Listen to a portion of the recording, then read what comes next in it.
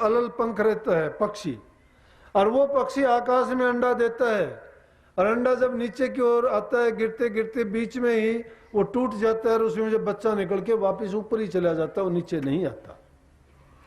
उसको अलल पंख कहते हैं, लेकिन वो अलल पंख कुछ भी नहीं है, वो अलल पंख शब्द ही है, वो नीचे नहीं आता।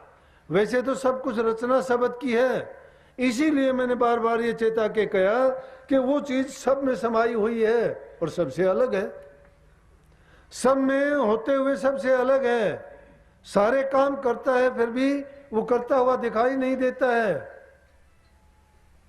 सबका रूप होता हुआ कोई रूप ही नहीं है वो, इसलिए वो अछेद है, अभेद है, अनस्पोकन है, अनरिटन है, आकार नहीं कोई भी, निर्विकार निराकार सर्वशक्तिमान। उसको जानने के लिए ये तो है नहीं कि हमारा ये 2.5 मन का शरीर उसको प्राप्त कर लेगा। हम तो शरीर को सोचते हैं कि ये पकड़ेगा, शरीर नहीं पकड़ता।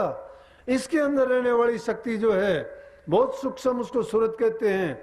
जब वो नाम की ताकत हासिल कर लेती है, ये दूसरा दर्जा है उसका, नाम को जन्म, दूसरे नाम, तीसरे में मुक्ति पद।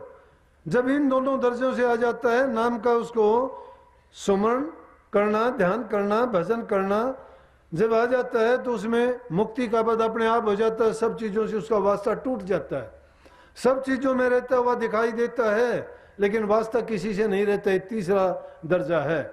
और चौथा निधान तो अपने आप ही है कि जिसमें जाके ये अपने अंशी से जाके मिल जाती है, जिस प्रकार से बूंद सागर में गिर जाती है वापस जाके, सारा पानी जितना भी है संसार का समुद्रों से उठता है, समुद्रों से उठ के हवा में जाता है, हवा में से आके बारिश बन के बरसता है और फिर नीचे नदी नालों के द्वारा वापस समुद्र में ही जाके फिर मिल जाता है।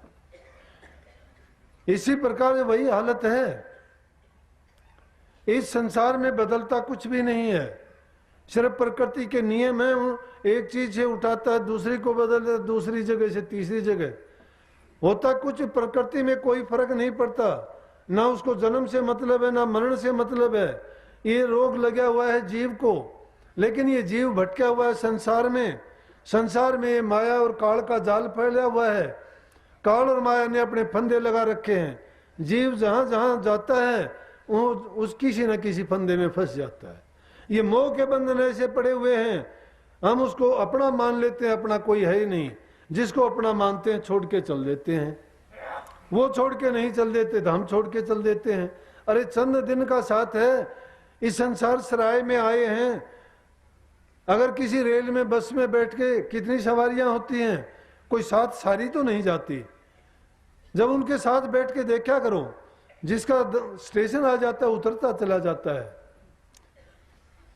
लेकिन वो खाली हो जाती है आखिर में, आगे जाने वाले फिर बैठ जाते हैं, जिनका मंजिल आ चुकी होती है वो चले जाते हैं। इसी प्रकार ये जीव उतरता चढ़ता चला जाता है।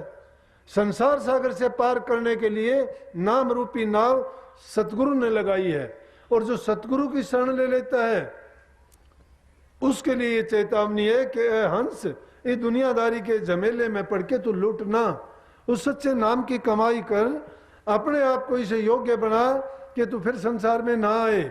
नहीं तो तेरा ये ब्याज मूल जो लेके आया था सब लेके आते हैं यहाँ। बहुत तकड़ी पूंजी है हमारा जीवन, एक एक पल की बड़ी कीमत है। क्या कही है, सुन ले अनजान तेरा होत मूल नुकसान, छोड़ निज ज्ञान कहाँ फिक्र करे माल की, बड़े बड़े छत्रधारी तेजवंत रूप भारी, गए छोड़ छोड़ हाथी घोड़े रथ पाल की, 4 दिन का जीवना विचार देख लाभहान, होएगा हैरान जब हाक पड़े काल की, बिरथा बिताओ ना अटल अमोल सांस, एक एक पल जात लाख लाख लाल की। कि इसको व्यर्था बिताते हो, एक एक पल लाख लाख लाल की है। अगर नहीं समझते तो समझो। कहते हैं कि सिकंदर ने दुनिया को लूट के बहुत बड़ा खजाना भर लिया, मीलों का, मीलों के खजाने भर लिए, ढेर लगा लिए उसने माया के। लेकिन जब अंत टाइम आया, थोड़ी उम्र थी, ज्यादा लंबी उम्र नहीं जी सका, कहने लगा कि एक बार मैं मेरी माँ से मिलना चाहता हूं। बोला कि जितनी दौलत है ये सारी दौलत दे सकता हूं मैं, लेकिन मेरी माँ से मिलने का मुझे टाइम मिल जाए।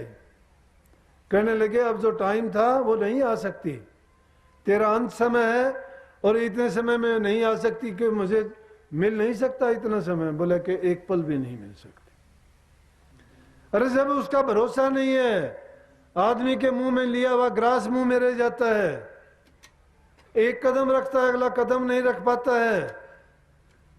जिस जीवन का भरोसा नहीं, जीते जी हम कितने खोटे मंदे कर्म करते हैं, कितने दूसरे जीवों को दुख देते हैं, ये नहीं सोचते कि जो कर्म करेंगे उस कर्म फल को भी तो हम ही भोगेंगे।